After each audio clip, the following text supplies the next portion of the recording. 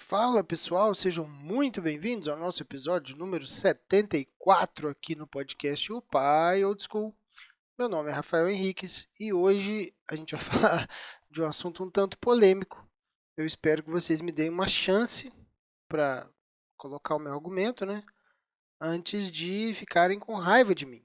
Porque, afinal de contas, se você for olhar, né, uma pessoa que cai aqui de paraquedas pode achar que pode ter uma visão errada daquilo que eu penso como paternidade, casamento, enfim.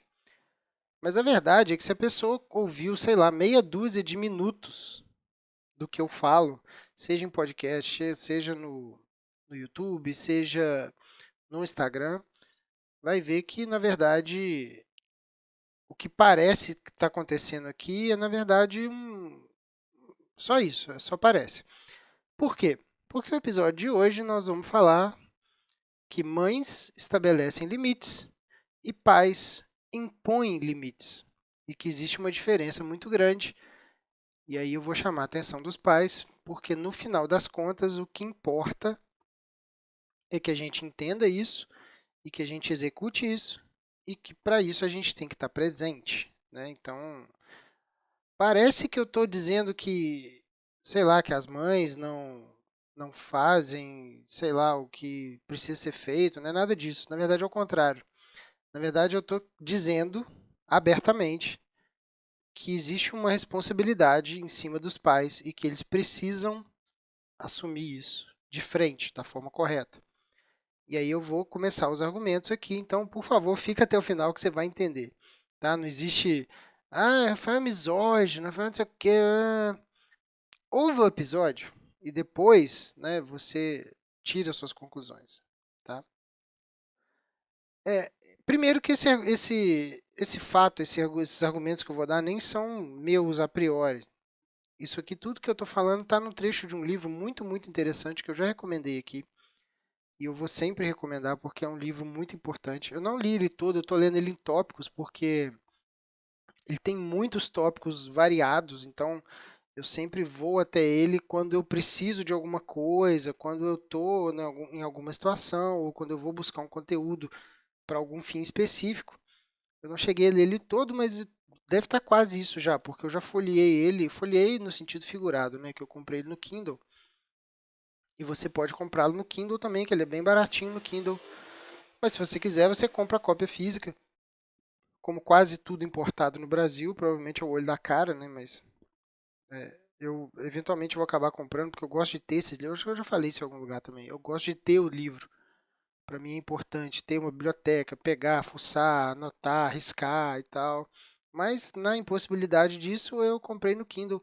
O livro se chama The Boy Crisis, né? A crise dos meninos, de um rapaz chamado Warren Farrell, que é um cara, ele tá sempre, tem uma entrevista dele muito boa com o Jordan Peterson, tem um monte de podcast voltado para paternidade, masculinidade, e tudo mais, né? Podcasts gringos que tem a presença dele. Então, era um cara bem rodado, um cara bem famoso nesse meio. E esse livro dele foi um best-seller, assim, estrondoso, né? O livro ele tem muitos tópicos, mas eu quero falar especificamente desse tópico, onde ele fala, é um capítulo que ele fala os papéis do pai, né? O que que só os pais conseguem fazer. Pais, homens, né? Em português é uma porcaria, porque pais quer dizer os dois, né? E aí a gente tem que ficar explicando o que que é. Lá eles têm uma palavra que é dad, que é papai, e parent, que serve para os dois, que seriam nossos pais aqui no plural, né? O homem e a mulher.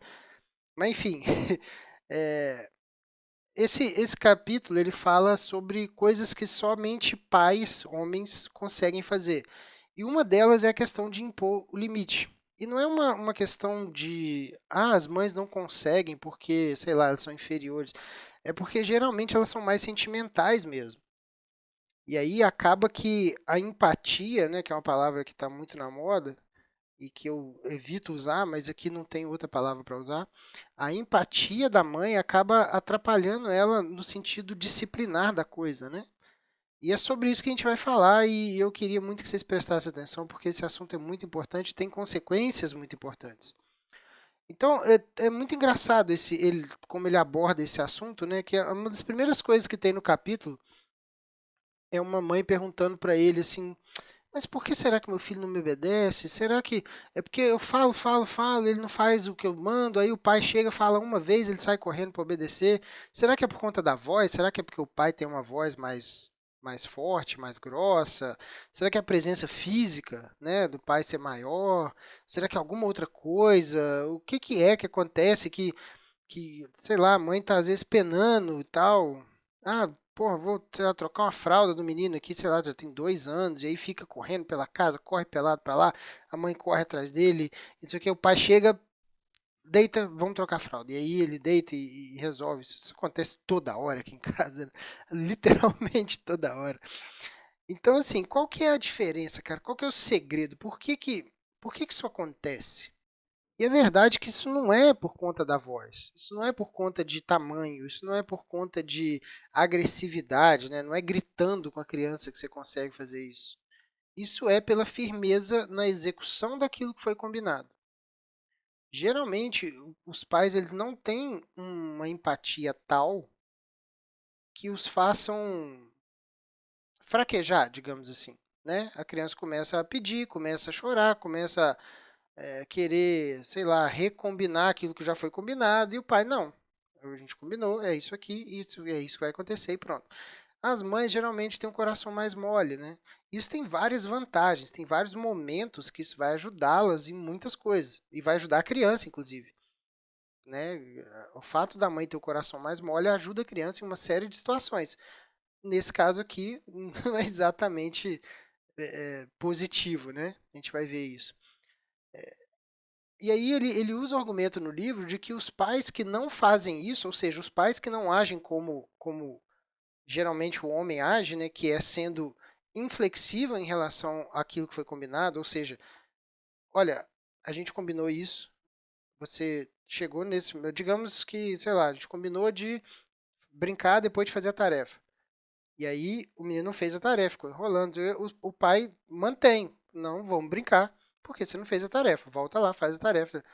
Os pais que não impõem esse tipo de rigidez, né, disciplinar no filho, eles também são ignorados. Isso acontece com homens que agem com o coração mole demais, digamos assim, né? Então não é uma questão física, não é uma questão da voz, não é uma questão de ser ignorante, de bater, de, sei lá, não é nada disso. É simplesmente a criança entende que não existe a possibilidade de gambelar o pai.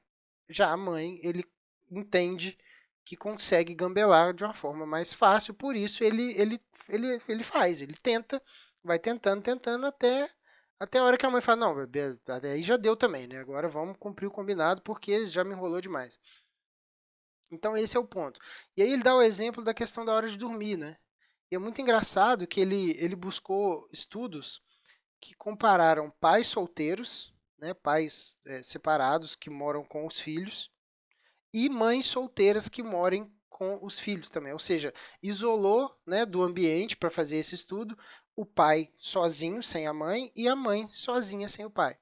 E aí, essa questão de dormir é engraçada porque as mães geralmente estabelecem o horário para dormir mais cedo do que os pais.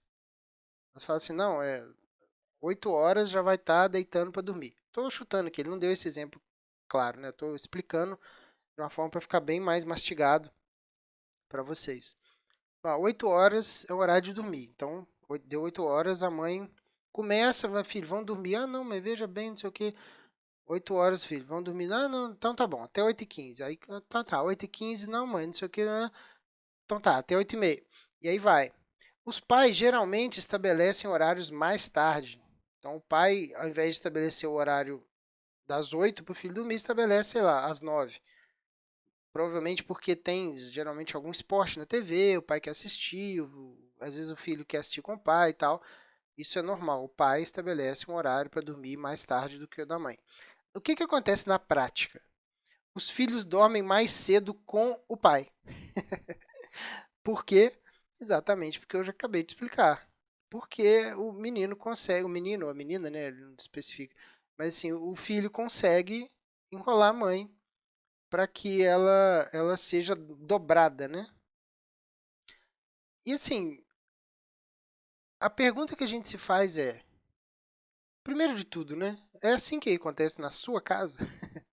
Porque aqui em casa acontece muito. O meu filho, o mais velho, a gente dorme com ele, né? A gente deita com ele até ele dormir no quartinho dele, lá na caminha dele, depois a gente levanta.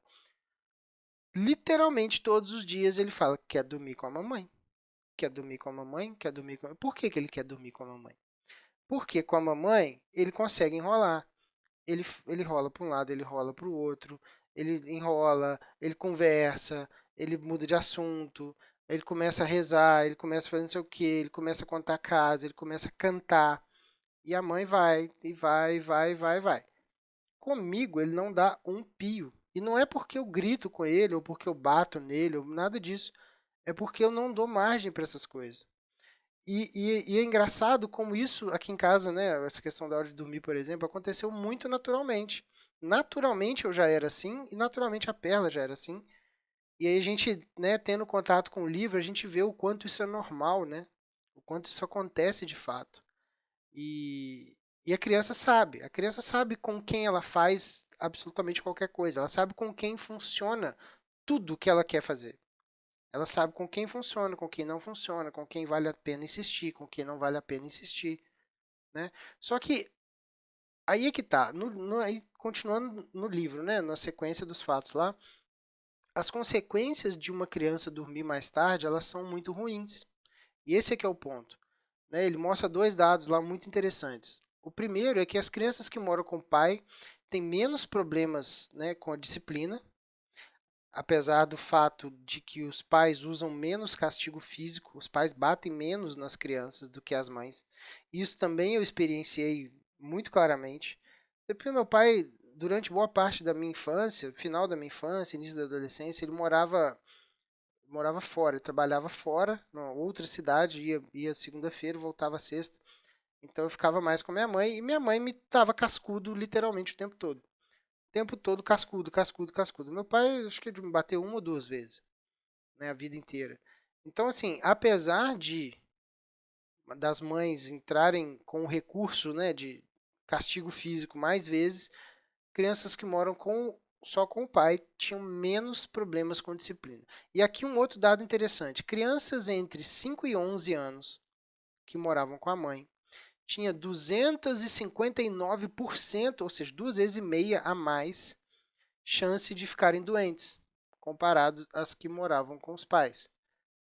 Mas pensa, mas o que tem a ver, né? O que tem a ver a criança ficar mais doente com a mãe e tal? E aí tem alguns motivos para isso. O primeiro deles é a questão do sono, né? A própria questão do sono. Dormir mais tarde geralmente quer dizer menos sono, menos horário, né, dormindo. E aí vários problemas de saúde, inclusive imunidade mais baixa, né? Isso já é um problema. O segundo ponto é menos atividades físicas, né? Geralmente as mães são menos inclinadas a atividades, né, de desgaste físico, né? Andar com o menino, jogar bola, brincar, fazer coisas mais enérgicas, digamos assim, né? Isso, conclusões do livro, tá? Terceira coisa, alimentações menos regradas, né, com a mãe. É aquela coisa, né? A criança dá uma choradinha, faz um drama, não sei o quê, faz um beicinho e tal. E a mãe geralmente abre mais o leque de alimentações ruins para a criança, né? E vai aquele biscoito fora de hora, vai, sei lá, uns todinho da vida, vai aquele suco que na verdade é açúcar puro, né? Aquele néctar de caixinha, gerante, doce, enfim. Tudo isso somado fez com que as crianças de mães solteiras tinham duas vezes, quase três vezes mais chance de estarem doentes do que os filhos de pais solteiros. Então, qual que é a mensagem disso aqui? Qual que é a mensagem, qual que é a conclusão desse tipo de coisa? A conclusão aqui, apesar de parecer, nossa, Rafael, você está falando mal das mães, na verdade é o contrário, eu falei isso lá no começo, né? Você que é pai, você é muito mais importante do que você imagina. O impacto que você tem dentro de casa é muito maior e muito mais amplo do que um simples vai fazer futebol porque o papai quer que faz futebol para torcer para o time que o papai gosta. é um impacto muito maior, não só na questão comportamental, questão da disciplina, questão de educação, questão de empatia. Por quê? Quando a criança tem mais limite, ela entende melhor o limite dos outros. Isso é um dado do livro também. Portanto, se a criança entende melhor o limite dos outros, ela sabe que ela tem um limite, que ela pode ir até ali, seja numa brincadeira, seja no tempo de brincadeira, seja na hora da brincadeira, seja com as obrigações dela, de escola, enfim. Se ela tem limite para tudo, ela entende melhor o limite dos outros. Então, a criança que se relaciona melhor com outras crianças, porque ela consegue se colocar no lugar do outro. Ela consegue ver limitações do outro que ela também tem e consegue enxergar isso melhor. Então, qual que é o recado aqui? Não é que as mães são piores que os pais, pelo contrário, pais, não façam merda. É uma chamada de atenção mesmo. Não façam merda. A coisa mais importante que você precisa fazer, e não precisa nem ser, cara, você é um puta do melhor pai do mundo, né? Cara, é importante você estar presente e é importante você cumprir o seu papel. Qual é o seu papel? Disciplina, ordem, hierarquia, respeito, todo esse tipo de coisa que vem da natureza masculina, né? É muito doido como as coisas estão se invertendo hoje, mas na verdade alguém precisa tentar puxar isso de volta, né? E é isso que nós estamos fazendo aqui nesse podcast, é para isso que você está me seguindo. É para ter esse tipo de conteúdo, eu imagino, né? Se não for, eu acho que você talvez esteja um pouco equivocado, campeão. Então, cara, seja presente, cumpra seu papel, porque a sua função é muito mais importante do que você imagina, é muito mais importante do que parece. Principalmente se você vê jornal e consome entretenimentos midiáticos de 2010 para cá, sei lá. Então, como é que a gente faz para impor limites? Como é que a gente faz, então? Bom, então tem um problema aqui. Eu preciso impor limite, mas também geralmente não é bom bater. Eu, por exemplo, não sou muito afeito a bater. Não acho que isso seja relevante. Vou falar disso mais na frente um pouquinho. Mas como é que eu vou impor limite se a questão não é o tom de voz, se não é gritar, se não é presença física? Na verdade, a presença física ela é importante, mas não dessa forma tosca como a gente está acostumado a ver, né? De, sei lá, amedrontar a criança. Não é essa a questão. Se o seu filho for muito novinho quer dizer abaixo de 3, 4 anos, a parte física é muito importante, mas essa imposição ela não é no sentido de amedrontar. Você precisa realmente pegar o seu filho fisicamente, colocar ele para fazer o que precisa.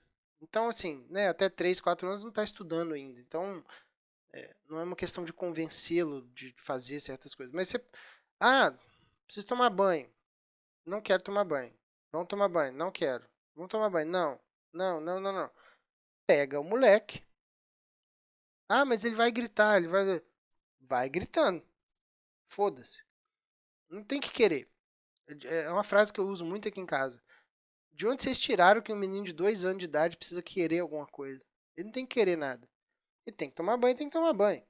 Então você pega ele, isso acontece muitas vezes quando ele tá.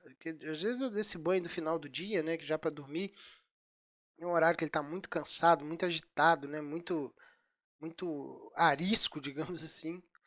E aí, às vezes, a Pela tem dificuldade de pegar ele e tal. Às vezes ele corre, às vezes ele esconde, sei lá, no cantinho atrás da cama e tal. E aí, chego lá, Rafael, vamos tomar banho. Não, não quer não, né? Passo a mão nele, falo, "Vamos, filho, vai ser bom." Aí, depois que eu já peguei ele fisicamente, e aqui a parte física importante é a parte física do deslocamento, né? Pegar o menino, levar ele pro banheiro. Enquanto eu vou pro banheiro com ele, eu vou conversando, filho, a gente precisa tomar banho, porque o banho é importante. O Rafael tá muito sujo, o Rafael brincou muito hoje. Eu brinco, aí eu vou relembrando certas coisas. Hoje, por exemplo, teve um determinado momento que ele estava muito agitado aqui. E aí a babá não estava dando conta. Eu peguei ele, fui dar uma volta aqui. Fui resolver umas coisas aqui na rua, que é pertinho aqui, dei uma volta com ele.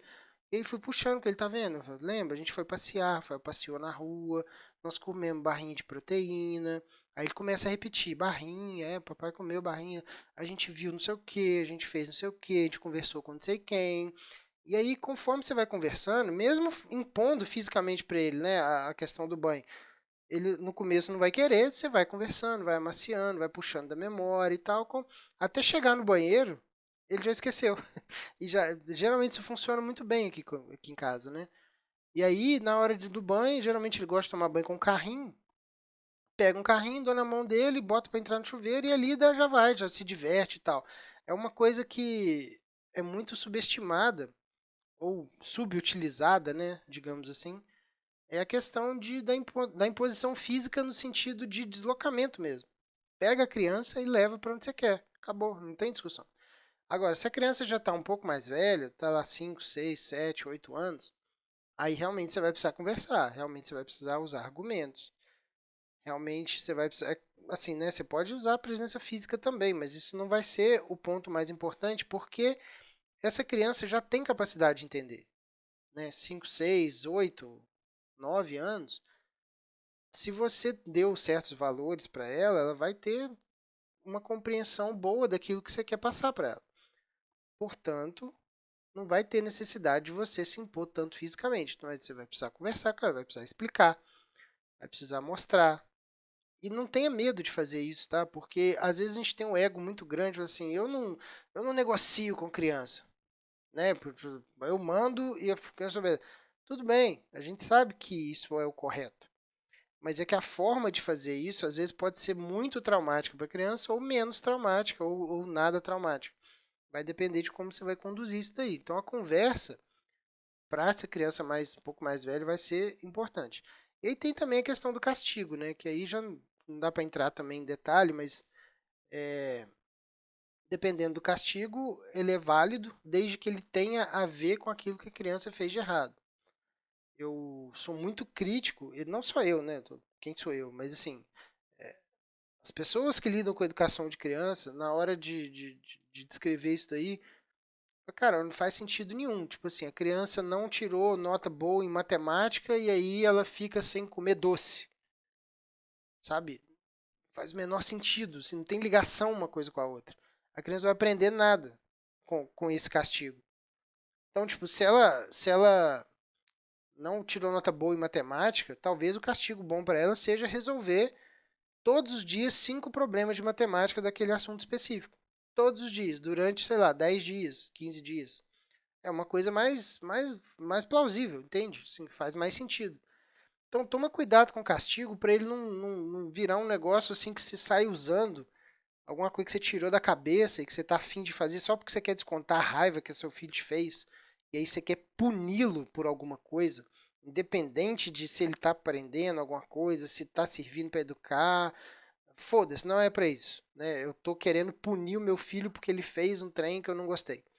Toma cuidado com isso, tá? Isso vai ter mais prejuízo do que benefício. E aí tem a discussão sobre bater ou não, né? Na minha visão, tem muita gente que vai discordar disso e beleza, cada um faz o que acha melhor.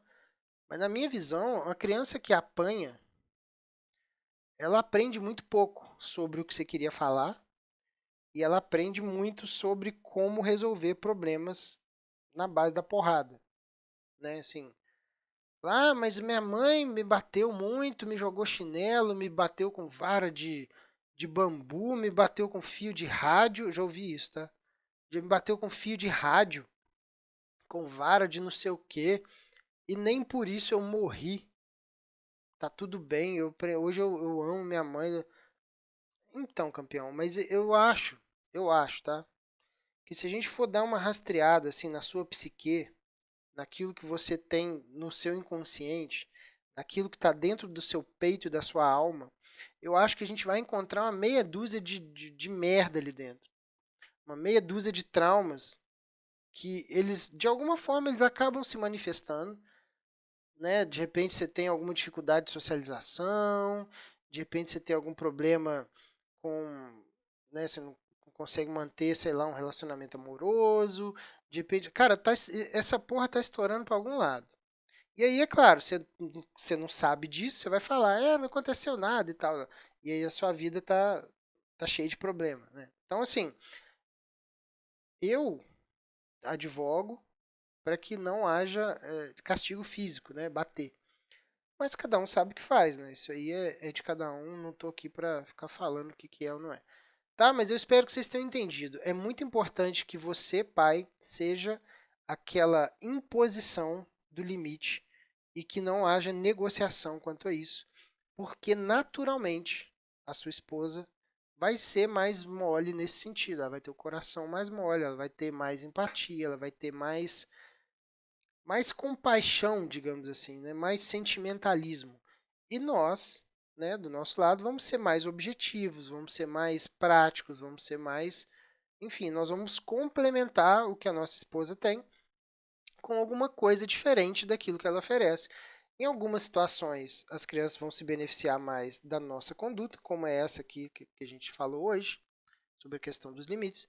Em alguns casos, obviamente, a criança vai se beneficiar mais da conduta da mãe. E aí tem outros exemplos para dar, a gente pode conversar sobre isso depois. Se tiver alguma sugestão, manda aqui nos comentários.